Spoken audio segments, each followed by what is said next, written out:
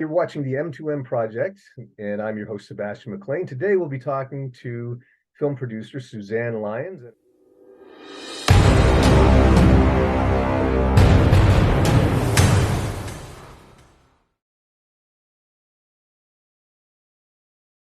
I'm thinking of this was sort of the last question on my list.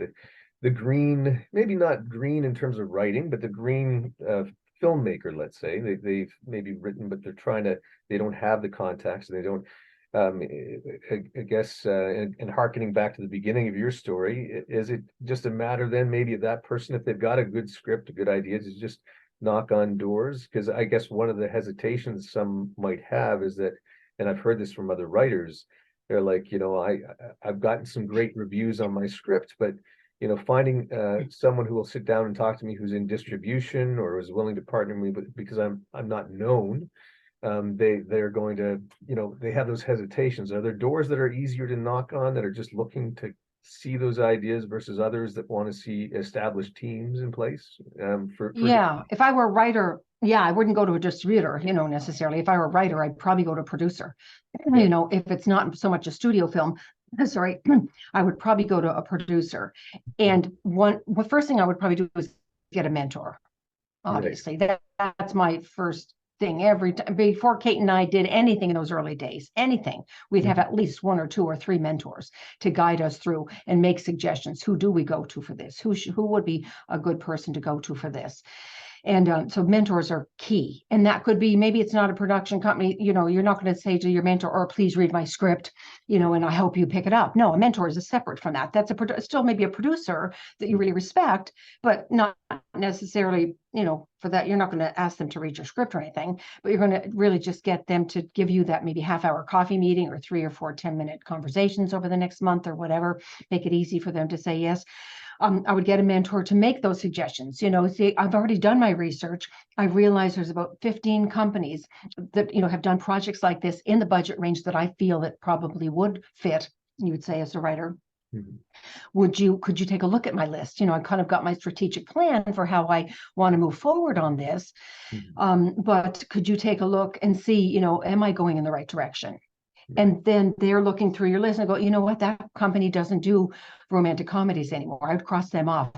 And that company doesn't. Oh, geez. Well, could you recommend any companies that are looking for romantic comedies right now? And he may say, yeah, you know what, so and so over at such and such a company, and I would recommend so and so over at such a company. And then you might even say to him at some point, or that mentor might even say, let me read it and get a sense of it. And then you might then say to them, can I use your name if I call that person now that you've read it? I mean, sometimes mentors can go way above beyond the call. They're amazing. But sometimes just getting their advice on, here's a few more companies, that's enough. Then you proceed to call those companies. And if you're thinking, Suzanne, you're crazy, they're not going to return my call. Here's what I do. Here's what I've done multiple times. You're going to think I'm crazy. I wanted to meet bigger budget producers. I was not a member of the Producers Guild back then. But I called and I said, listen, I would like to do a panel of 6 big name producers. If you want to put and then they do the work. They put the 200 or 300, 400 people in the room from their guild, from the Producers Guild. And I was the one who called. I called Michelle Shane. I called all these wonderful producers that I wanted to meet, because if I want to meet them, everybody does. And they had all done bigger budget movies, because I wanted to move into that world of bigger budget movies, but I didn't know anything about it, and I had no relationships. So I put myself, when you're moderating a panel, Sebastian, you're meeting with those guys and gals in the green room beforehand or on the Zoom beforehand. You're making them feel comfortable. You're no longer just that writer or just that little producer. You're now on their playing field, right? Right. You're now peers. And then what I did a couple of weeks later is I chose my 2 favorite, and I called and asked if they would be my mentor.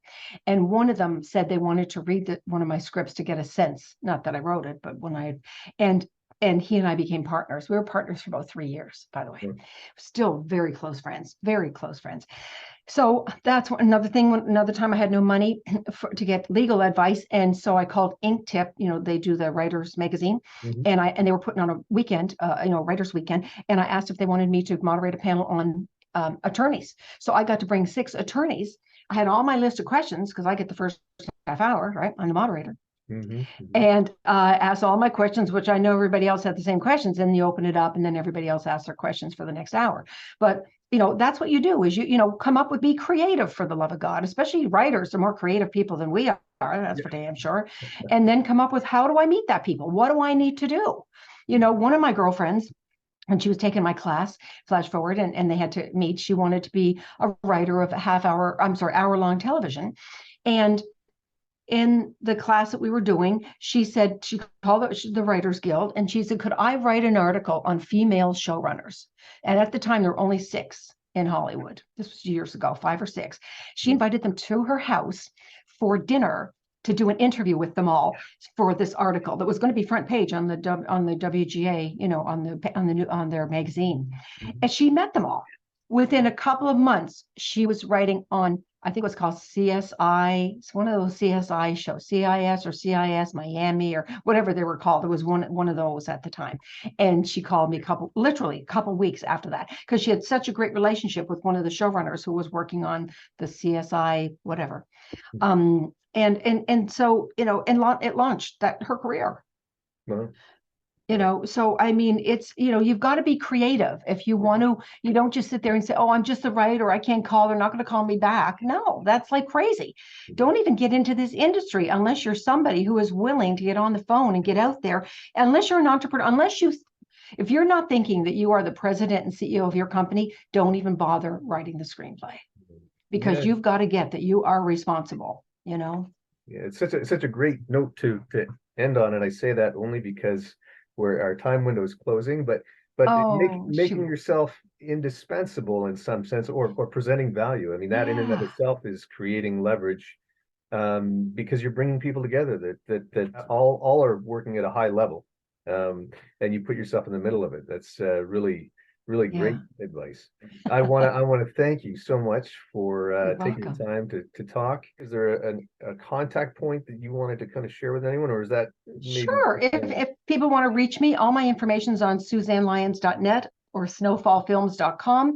But my email is easy, like Canada, Snowfall. Can't forget that one, right? snowfallfilms@aol.com. So it's pretty easy, but it's all on SuzanneLyons.net. Everything is there, or snowfallfilms.com. My information is on both my sites. Yeah. All right. Well, thanks again, Suzanne. And you're welcome. To all of you, I hope that you've enjoyed the conversation as much as I have. And like we say here at the M2M Project, fight the darkness, put truth in story, and we'll see you next time.